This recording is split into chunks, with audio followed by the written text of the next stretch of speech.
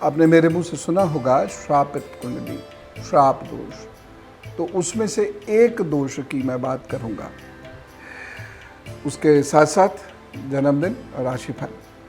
जो मैं बात करूंगा ये बहुत व्यवहारिक बात है, इसे बहुत ध्यान से सुनिएगा। मैंने एक कुंडली के लिए कहा श्राप दोष है, क्योंकि उनकी ज़िंदगी ठीक ठाक चल रही थी, लेकिन ज़िंदगी में कुछ ऐसे विप्लव आए, वो बहुत परेशान हो गए, घर बार भी छूट गया और लगातार वो संकट में आते चले गए। मैंने वो श्राप दोष कैसे देखा था ये मैं आपको बताता हूँ। लग्न, द्वितीय और नवम, ये तीनों भाव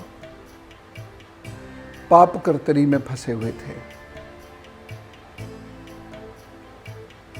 और उनका जो दूसरे भाव का मालिक था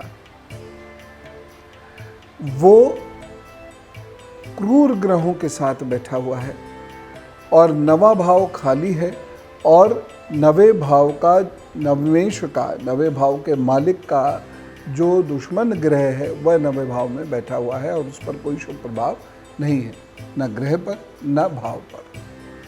ऐसे में लोग क्या करते हैं, अपनी भाषा का गलत इस्तेमाल करते हैं और निश्चित रूप से श्राप दोष लगेगा। 99.99% नहीं, 100%।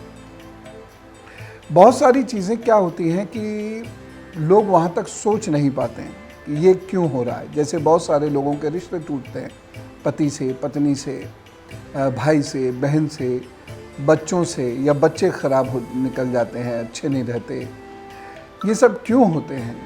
ये श्राप दोष के कारण होते हैं। और बहुत सारे दोष संचित ही नहीं होते हैं, वो क्रियामाण द्वारा उपज जाते हैं। क्रियामाण यानी हमारे जो कर्म हैं।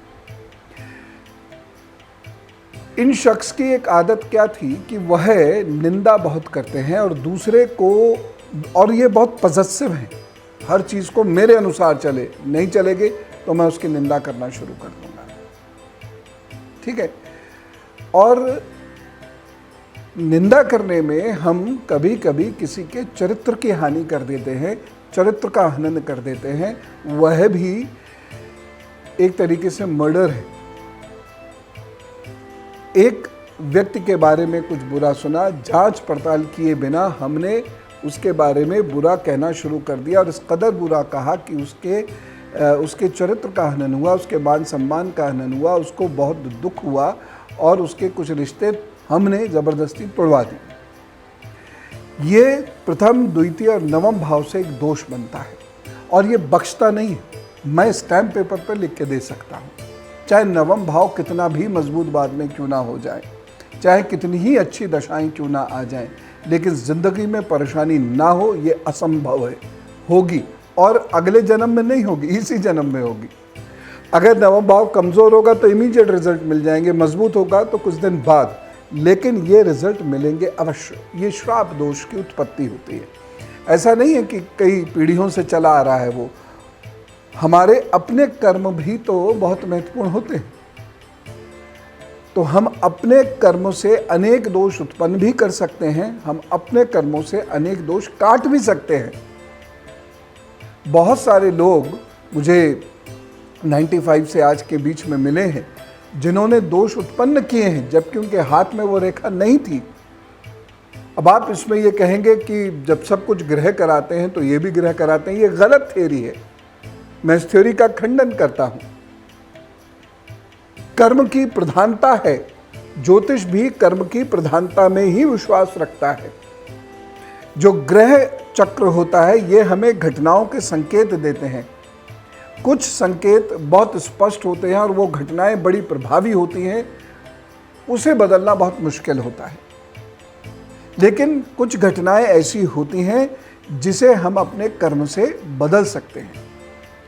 प्रभु ने सब कुछ लिख के हमारी किस्मत लिख के कलम नहीं तोड़ी है, तो हम उसमें थोड़े हेर फेर कर सकते हैं, लेकिन हमें उसके लिए बहुत उच्च कोटि का व्यवहार और कर्म करना पड़ेगा और प्रार्थना करनी पड़ेगी। इस यही उपाय हैं तो वो हमारे व्यवहार में परिवर्तन कर देते हैं और हम श्राप दोषों से बच जाते हैं, पितृ आदि दोषों से मुक्त होने लगते हैं। लेकिन हमेशा याद रखिए कि कभी भी किसी के न देह का, न सम्मान का, न मन का मर्डर कीजिए, नहीं तो ये जो श्राप लगेगा ये इसी जन्म में कुछ वर्षों के अंदर ही अंदर आपको और आपके परिवार को भुगतना पड़ जाएगा। और सही मायने में इसका सिर्फ एक ही उपाय है।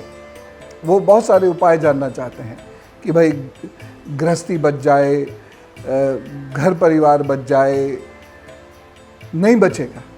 आप कर लो 100 अनुष्ठान कर लो, जाओ। कैसे बचेगा?